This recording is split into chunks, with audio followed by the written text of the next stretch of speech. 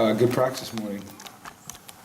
That's about it. I don't have a whole lot right now. Was that the first formal practice rather than just workouts so Yes, far? that was our first formal practice.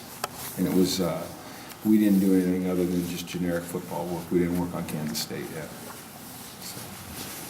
What is the schedule here going forward, practice-wise, and when you start working on Kansas State? Tomorrow we'll practice. It'll be another just generic practice, just UCLA versus UCLA fundamentals.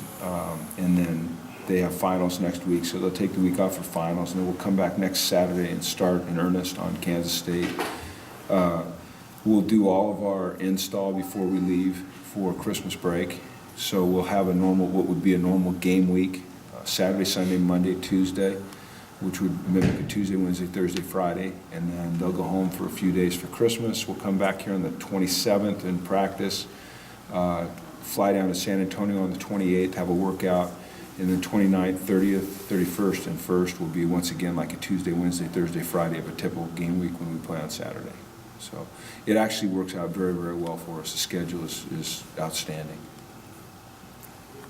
Just worked out from the standpoint that they get off next week for finals week too? Well, it works out well in a lot of ways. Number one, they get finals off, which they need. They need to concentrate on their academics. Number two, they get a chance to go home for Christmas, and I think that's very important that they get that time with their families. And then number three, we get really 2 4-day windows where we can have what would be a typical game week structure for us. And so that's how we prepare, and that's how we're used to preparing. So I think it'll serve us well. When I looked at the way it was able to lay out, I was excited about it. So New Year's Day, second, is a good bowl game for you? The second? Or the first or the second, I'm saying. It worked out. And the first or the second or the 31st, any of those games are fine with me, or the 12th. Those would all be good. I don't know how much chance you've gotten to reflect on this season yet, but in terms of where you guys saw yourselves being at the end, or at the beginning of the season, how close or how far away from that expectation were you guys? Well, the season's not over, and you're right, I haven't had a chance to reflect. I mean, the minute the regular season over, we finished, we jumped right into recruiting, so I haven't really thought about it much. I mean, I'll wait until the season's actually over to reflect. With this being Brett's last game coming up, what has he done for this program, and what's kind of going to be his legacy? You know, I don't know. I mean, I think he's done a lot. He's won a lot of games, helped us win a lot of games. He's helped us set a lot of records. He's helped us build an excitement around this program. You know, I think this last game is very important for him and his legacy, you know, and hopefully he goes out on a high note.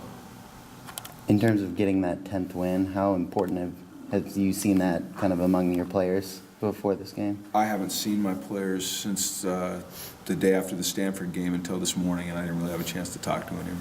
It was a quick practice.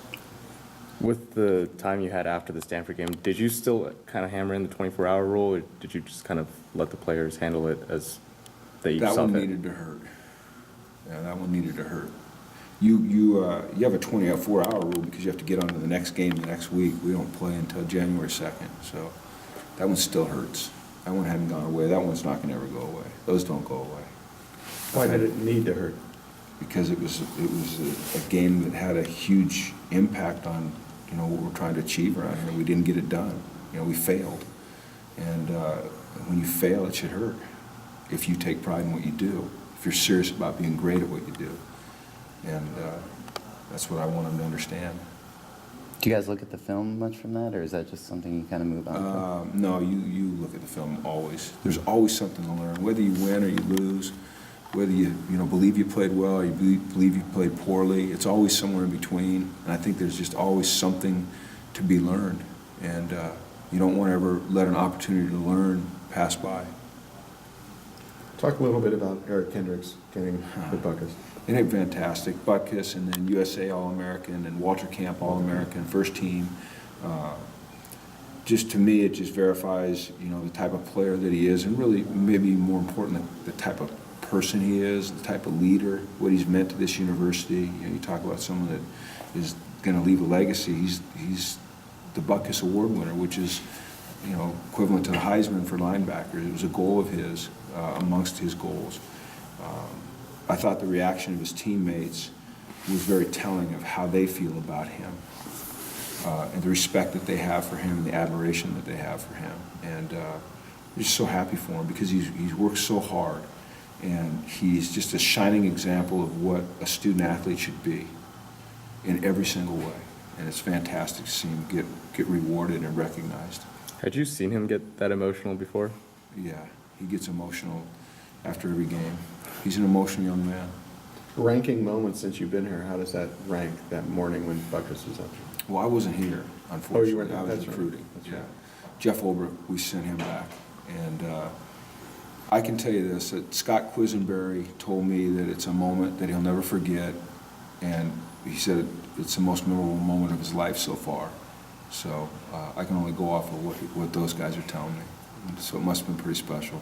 You've been out on the road recruiting. How much were you able to sell that Buckus Award now that you've been out there talking to some linebackers? And we've used it. Yeah, we've used it. It was on the plane with us for a couple days. It was. Yeah. Eric, we took it right out of his hands, and put it on a plane. I know there was some conflicting reports about Zach Whitley and his status with the team. Are you guys expecting him to be on the bowl roster? He is on our team, right? Currently on our team, yeah. I don't know. There was never confusion with us. Yeah, I'm just saying that He's it was always out been there. on our roster. There's never been any changes. So, yeah, I don't know where that came from, but so.